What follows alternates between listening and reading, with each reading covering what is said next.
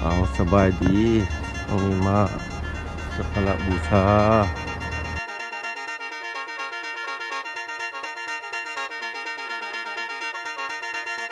นี่หลักก็ได้มาสั่ง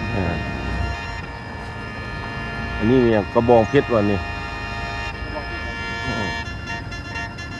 สั่งกิ่งไทร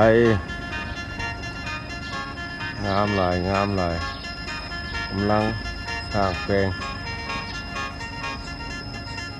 เมืองเฟืองบ้านผาสังอลังการงามหลาย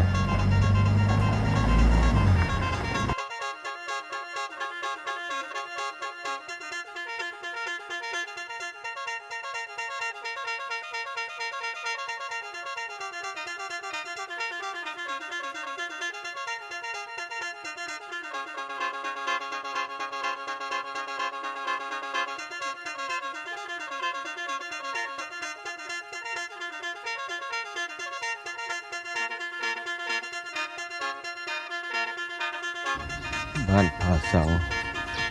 งามหลายงามหลาย